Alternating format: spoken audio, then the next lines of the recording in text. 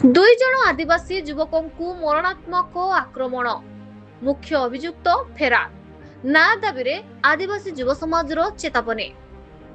ଗତ 18 ତାରିଖ ଏପ୍ରିଲ 2026 ସନ୍ଧ୍ୟାରେ ରାୟଗଡ଼ା ତେଜସ୍ୱୀ ପଡ଼ିଆରେ 30ରୁ ଅଧିକ ଅସାମାଜିକ ଯୁବକ ଦୁଇ ଜଣ ନିରୀହ ଆଦିବାସୀ ଯୁବକଙ୍କୁ ମରଣାତ୍ମକ ଅସ୍ତ୍ରଶସ୍ତ୍ରରେ ନିର୍ମମ ଭାବେ ଆକ୍ରମଣ କରିଥିଲେ।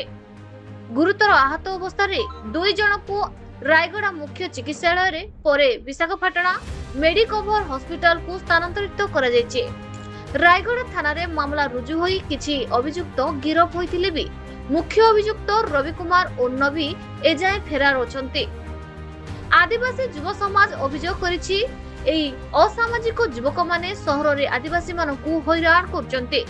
ଦାଦାବଟି ଆଦାୟ ଓ ଜମିଜମା ସେଟଲମେଣ୍ଟ ନାଁରେ ଅନ୍ୟାୟ ଭାବେ ଟଙ୍କା ଆଦାୟ କରୁଛନ୍ତି। ସଂଗଠନ ଆହୁରି ଅଭିଯୋଗ କରିଛି, କାର୍ଯ୍ୟରତ ପୋଲିସ ଅଧିକାରୀ ଚାପରେ ପୀଡ଼ିତଙ୍କୁ ଥାନାକୁ ଡାକି ମାମଲା ଦଫାରଫା କରିବାକୁ ଧମକ ଦେଉଛନ୍ତି ଏବଂ ଓଲଟା କେସ୍ କରିବାର ଭୟ ଦେଖାଉଛନ୍ତି। ଆଦିବାସୀ ଯୁବ ସମାଜ ଚେତାବନୀ ଦେଇଛି, ତୁରନ୍ତ ମୁଖ୍ୟ ଅଭିଯୁକ୍ତଙ୍କୁ ସମେତ ସମସ୍ତଙ୍କୁ ଗିରଫ କରି କଡ଼ା କାର୍ଯ୍ୟାନୁଷ୍ଠାନ ନହେଲେ ସେମାନେ ରାଜରାସ୍ତାକୁ ଓହ୍ଲାଇବା ସହ ତୀବ୍ର ଆନ୍ଦୋଳନ କରିବେ। ନ୍ୟାୟ ନ ମିଳିବା ପର୍ଯ୍ୟନ୍ତ ଲଢ଼େଇ ଜାରି ରହିବ ବୋଲି ସଂଗଠନ ସ୍ପଷ୍ଟ କରିଛି। ରାୟଗଡ଼ା ଜିଲ୍ଲା ପ୍ରତିନିଧି Biswanath Mandika, report news Odisha TV.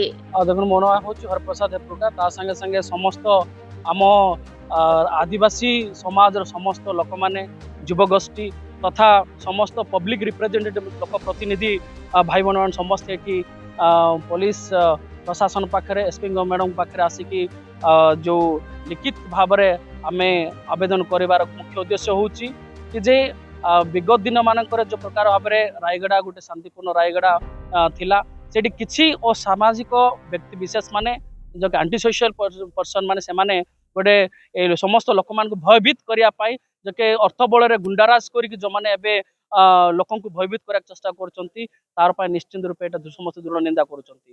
ଯଦି କହିବାକୁ ଗଲେ ଦେଖନ୍ତୁ, ଯେଉଁ ବିଗତ ଦିନରେ ଯେଉଁ 18/4ରେ ଯେଉଁ ତୁମ୍ବିଗୁଡ଼ାର ସନ୍ତୁ ଭାଇ, ଯେ କି ଶମ୍ଭୁ ମାଣ୍ଡାଙ୍ଗୀ ଅଶୋକ ମାଣ୍ଡାଙ୍ଗୀ ଭାଇଙ୍କୁ ଯେଉଁ ପ୍ରକାର ଭାବରେ ମରଣାନ୍ତର ଯୋଉଟା କି ଭିପେନ୍ ମାନଙ୍କ ସହିତ ଡାଇରେକ୍ଟ ସେମାନଙ୍କୁ ପୁରା ହତ୍ୟା କରିବା ପାଇଁ ଉଦ୍ୟମ କରିଥିଲେ, ଯେ କି ମୁଖ୍ୟ ଆସାମୀ ଯେଉଁ ଅଭିଯୁକ୍ତ ନାଭି ଏବଂ ଏନ୍ ରବି, ସେ ଦୁଇ ଜଣ ଏବଂ ତାଙ୍କର 20 ଜଣ ପୁରା ଟିମ୍ ଆସିକି ଆକ୍ରମଣ କରିଥିଲେ।